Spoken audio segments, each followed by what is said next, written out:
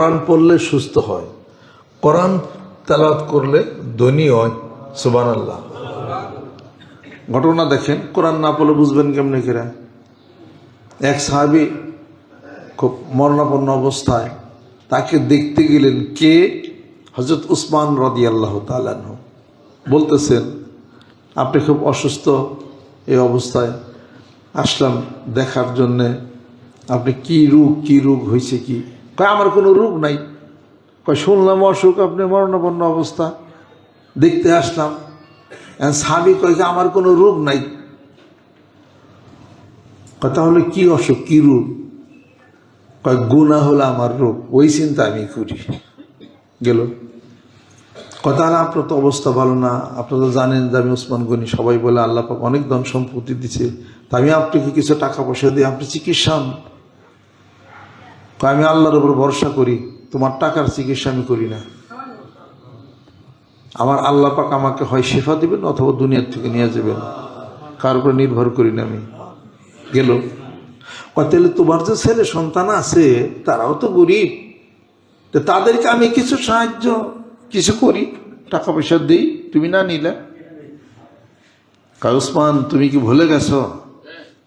তুমি কি ভুলে গেলা রাসূলের সেই হাদিস শরীফ?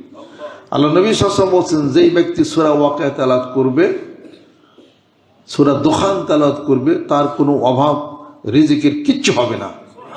আমার ছেলে সন্তানের রিজিক তোমাকে দিতে হবে না। তুমি কি সেই আয়াত ভুলে গেছো? ওয়াকাআইয়্যিম মিন দাবাতিন লা তাহমিলু রিজকাহা ওয়া মা মিন দাবাতিন ফিল আরদি ইল্লা আলাল্লাহি রিজকুহা। এই রিজিকের দায়িত্ব আল্লাহ নিছেন, তুমি তো নাও নাই। তুমি চলে যেতে পারো। তাওয়াক্কুল কি, ভরসা কি? আপনি কি কইতেন? ভাই তুই তো জানোস আমার এই অবস্থা, আমার পোলা বান্ধে কি করে খাইব রে, আমার পরে আমার এই ফুলার কি, আমার পরে আমার মেয়ের কি? ভাই ইমান নষ্ট হয়েছে নাকি? তোমার পরে মেয়ের কি, এই দায়িত্ব তো তোমার না। কার এই দায়িত্ব? তোমার পরে আমার ফুলার কি, এই দায়িত্ব তো তোমার না। কুয়াং ফুসাকুম, আল্লাহ পাক আগেই বলছেন, কুয়াং ফুসাকুম, নিজেরে বাঁচাও, ওয়াহলিকুম নারা, তারপরে তোমার আহাল পরিবারকে বাঁচাও। আগে নিজে বাঁচালো, আগে নিজের চিন্তা করো। আগে ছেলেপেলেকে আল্লাহ পাকের উপরে তাওয়াক্কুল ভরসা করো, আল্লাহ রাসূলের রাস্তায় রাখো, চেষ্টা করো। বাদ বাকি আল্লাহ পাক বিচার করবেন। তুমি তোমার চিন্তা করো, তোমার খবর চিন্তা করো। অতএব সূরা ওয়াকিয়া, সূরা দুখান যে পড়বে, তার প্রাচুর্যতা আল্লাহ পাক দিবেন। সে গরিব থাকবে না। যেরকম সুবহানাল্লাহ, তার রিজিকের দায়িত্ব মহান মাবুদ নেবে। অতএব সূরা ওয়াকিয়া পড়েন, সূরা দুখান পড়েন। সুবহানাল্লাহ। অনেকদিন বাঁচার আশা করি, যাতে তাড়াতাড়ি মরি, সেই কামগুলো করে। কথা ঠিক কিনা? অনেকদিন আল্লাহ অনেকদিন ধরে আমি বাঁচি, রাত করে 2 থাল ভাত খায়, বাঁচবেন। হাদিস শরীফ না পড়লে কেমন হবে? রাত্রি করে every should take inadequate food at night. প্রত্যেকটি মানুষের উচিত অপর্যাপ্ত অল্প কিছু খাবার রাত্রিতে খাবে, অল্প খাবে। সর্বোচ্চ 2 রুটি। আমি একজন কইছি, উনি মাখানে জিনিস পায় না, আমি কি ওই 6টা তো আমার খাওয়ানি না, আমার 6টা ছাড়া আমার ওই না। আরেকজন সকালে নাস্তা করে 12 রুটি দেয়। আমার তুমি এখানে কি করতেছো, হাসাই খাও?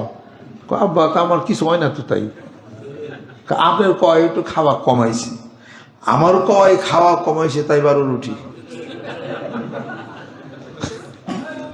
এই 12 রুটি, 10-12টা মিষ্টি, 3 থাল ভাত, এটা ব্যাপারই নেই, এটা কোনো ইজি চলে যা।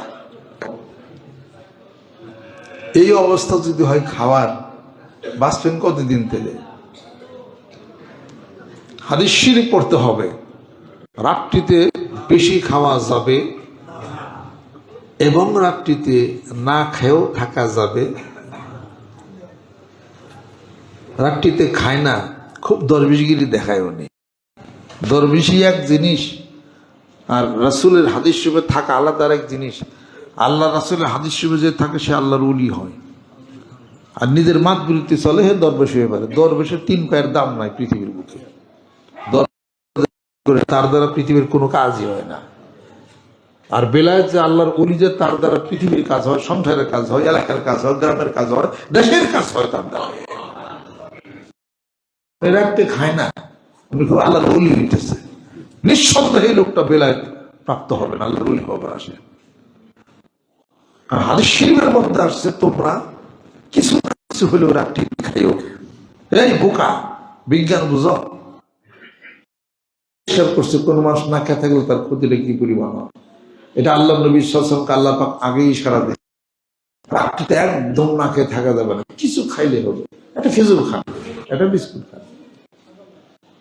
আবার রাত্রিতে বেশি খাওয়া যাবে না, এটাও হাদিস শরীফে নিষেধ আছে। ইচ্ছা মতো চললে তো এটা হবে না। এটা ক্ষুধা লাগলে খাওয়ার হুকুম। আর বাড়িতে মাও আছে, বোঝে না গামাশা করে খাবি না, কয় আমি তো বাড়িতে খাই আসছি, খিদা নেই, অল্প করে কিছু খাও। আরে মুরব্বী, আপনি বুঝেন নাই, আপনি হাদিসের বাহিরে একটা কাজ করলেন, তাকে মারার একটা বন্দোবস্ত করছেন। ওই যে ছেলে সন্তান, আরে আমার বলা না খেয়ে থাকবো, খিদা লাগে না, তাই কি আছে, একটু কটা খাওয়ানো যাই, বাজার না সব খাও।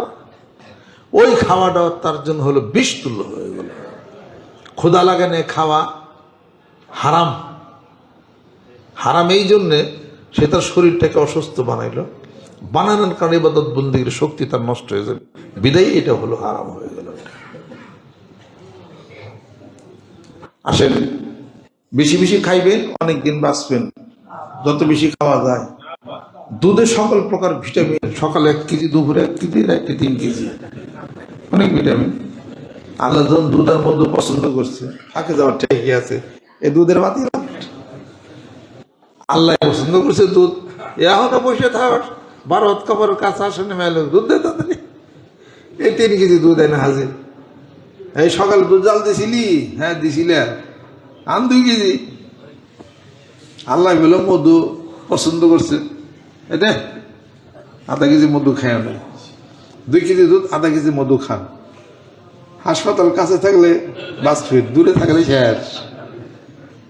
বেশি ভিটামিন খাইবার যায়, লিমিট আছে।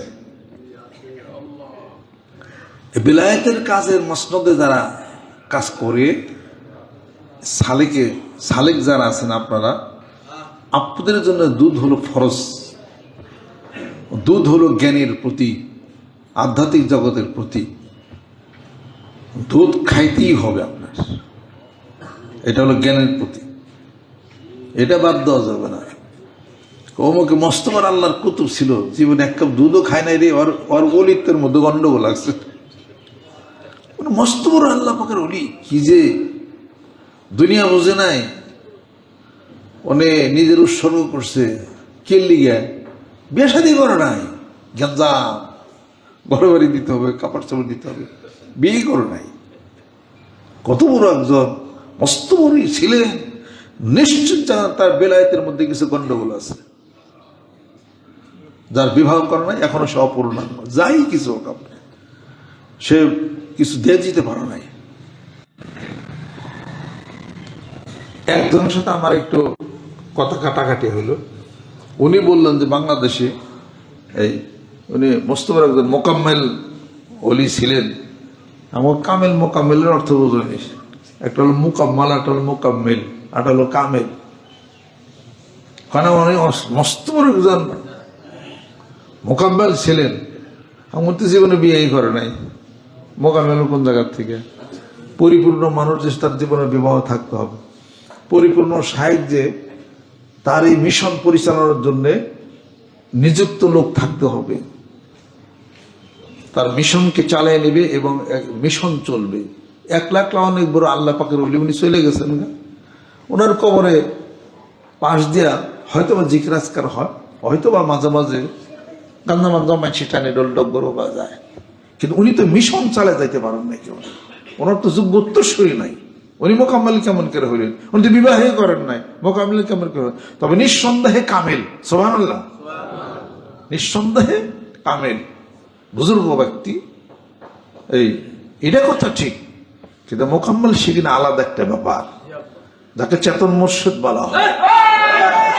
যিনি যিনি ইসলামের মিশনকে যিনি ঠিক রাখছেন। একটা লোক কামেল হইতে পারে, অনেক কিছু হইতে পারে, কিন্তু তার যদি সে মিশন না থাকে হেদায়েতের জন্য, তাহলে সে মোকাম্মেল হইতে পারে না।